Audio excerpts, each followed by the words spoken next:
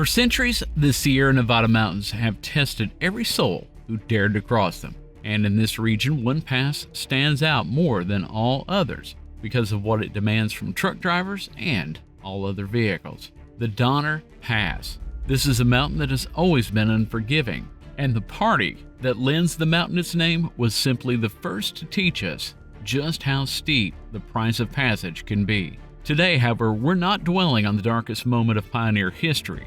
The wagons may be gone, but the challenges still remain. This is the I-80 Gauntlet, a critical corridor that hauls the economy of the West over a 7,000-foot summit. Now, what makes this pass truly unique isn't just its steepness, but the sheer paralyzing volume of snow it receives. From the massive Caltrans snow fighting efforts to the mandatory chain-up zones, this video is a deep dive into the engineering and human endurance required to keep a highway open in a place that has received up to 60 feet of snow in a single season. Today we talk about a mountain who has challenged every single road that attempted to cross it. It includes US 40, the Lincoln Highway, and the Donner Pass, as we go beyond the exit.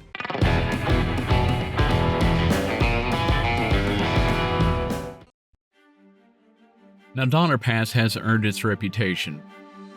From this high-altitude vantage point, the Sierra sees some of the harshest weather anywhere in the West. For nearly 2 centuries, its name has been tied to one challenge after another. Also, stick around with us till the end of the video because I want to tell you all about Interstate Kyle. He provided all the beautiful dashcam footage you see here. I'd like to share more about his channel. Here, the modern interstate crosses at 7,240 feet, dropping into a grade that runs 3 to 6% for nearly 30 miles, all in a location that averages over 34 feet of snow per year. The challenge wasn't just the wagon trains of the 1840s, it was figuring out how to keep a corridor open in a place where nature lays down the rules. And the first people who had to tackle that problem weren't driving automobiles at all. They were following rails instead. Rails over the Sierra. The Sierra Nevada mountains had to be conquered for commerce. Long before paved roads were a necessity, the U.S. government pinned its hopes on the first transcontinental railroad, and Donner Pass was the absolute bottleneck. The Central Pacific Railroad was in a flat-out race against the Union Pacific, and the pressure was immense. They literally had to blast right through solid granite, often working at elevations above 7,000 feet.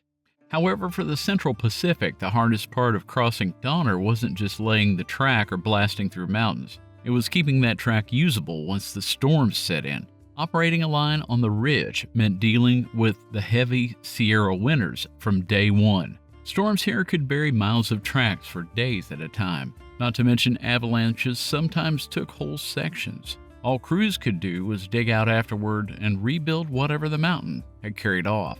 The solution that they had was one of the most ambitious engineering projects of the 19th century railroad. Miles of wooden snow sheds shielding the railroad. At their peak, more than 37 miles of sheds covered the line, turning much of the summit into a protected corridor under timber and shingles.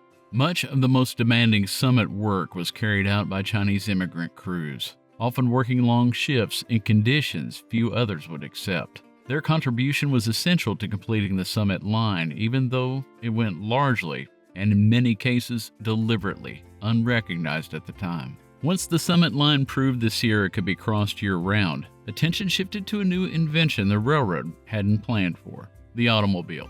As cars began pushing further into the mountains, the demand for a dependable all-weather route grew quickly, and the early auto trails set the course for what came next.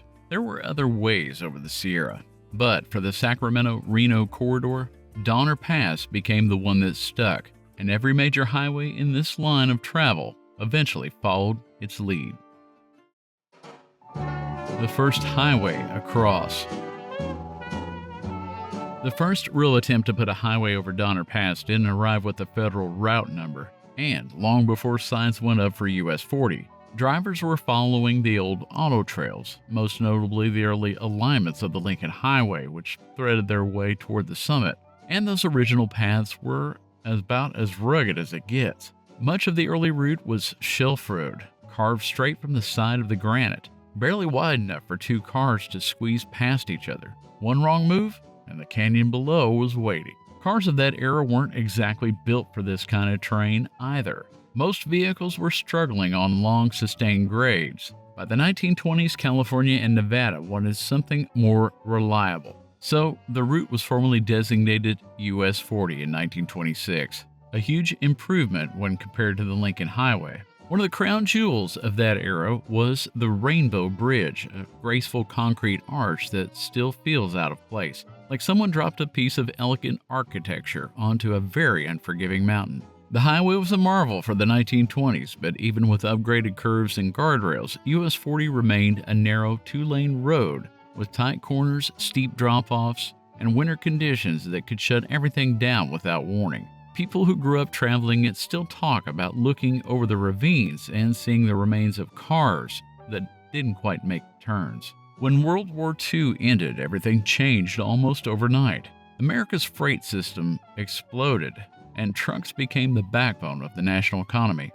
But bigger didn't always mean better, and placing these modern-era trucks on steep mountain grades designed for the cars of the 1920s, you could say they were on a road for disaster.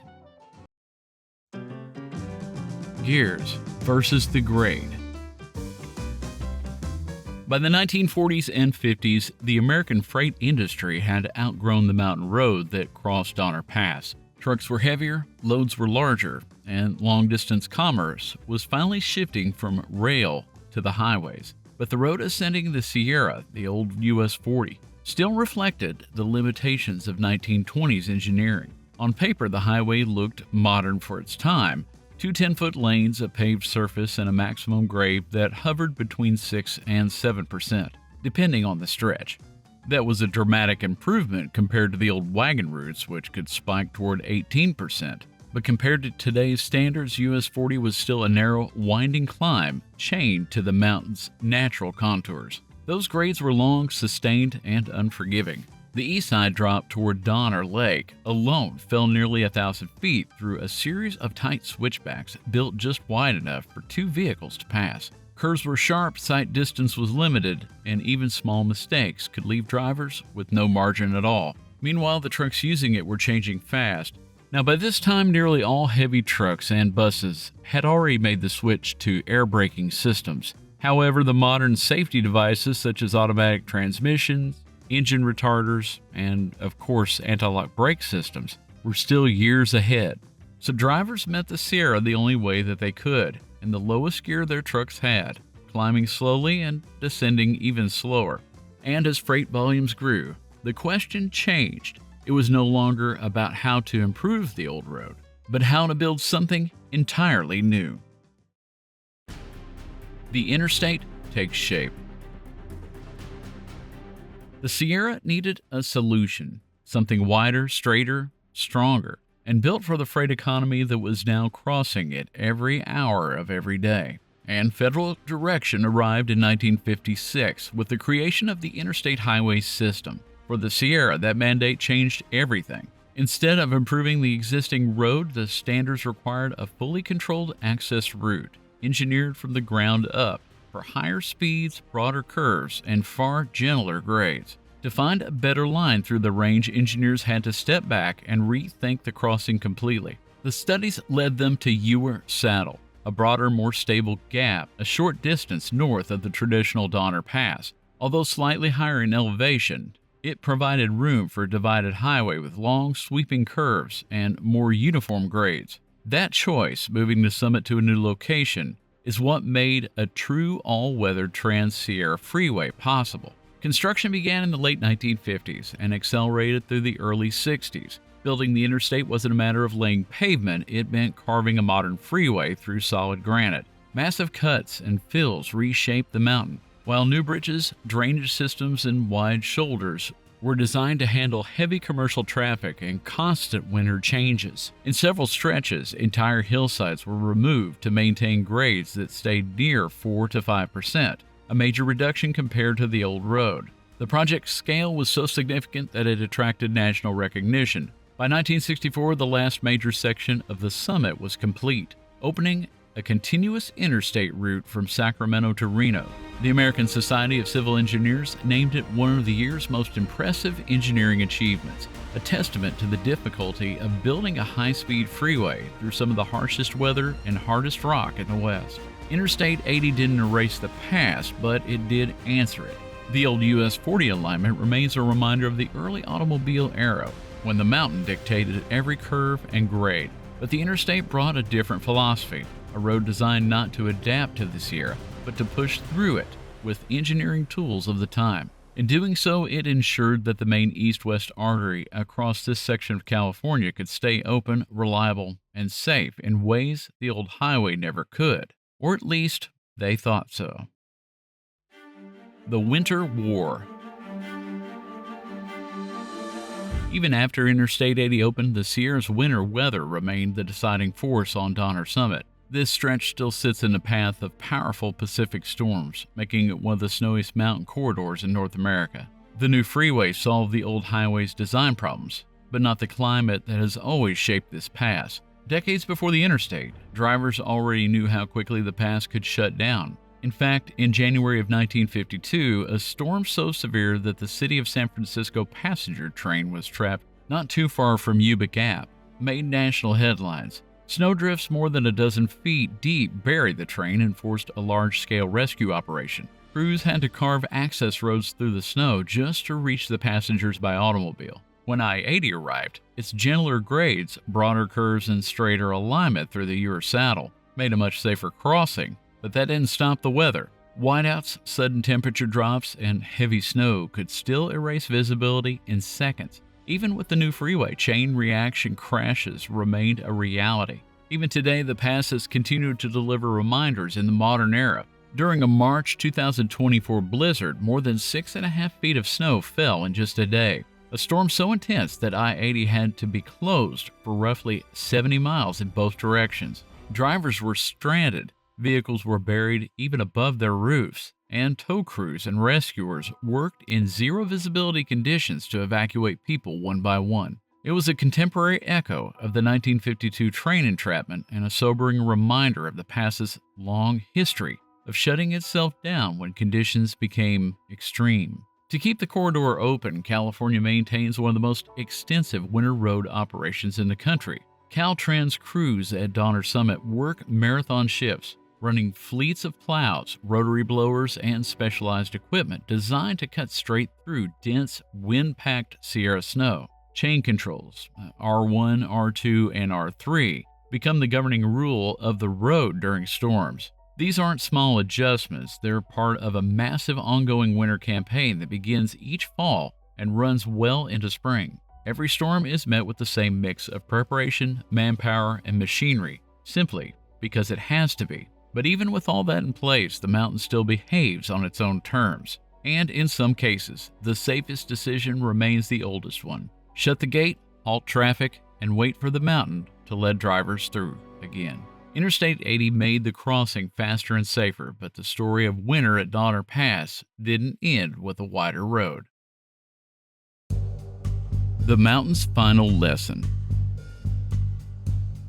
Even with all the modern improvements, Donner Pass still demands caution. Today's trucks have far better engine braking systems. California enforces strict chain control rules in the winter, and commercial vehicles are required to stop for brake checks before major descent. The tools are safer and the protections are more consistent than they've ever been. But every one of those systems exists because the risks of this mountain have always been real. And in the end, Donner is a place you cannot afford to forget where you are. Whether it was the early motorists grinding their way up US 40 or the stranded passengers of the 1952 streamliner train, the travelers caught in the whiteout of 2024, or the pioneers of 1846 and 47 fighting simply to survive. Everyone who crosses this ridge eventually learns how thin the margin can be. Standing at the Donner Memorial beside the marker that shows the height of the snow that trapped that infamous party here,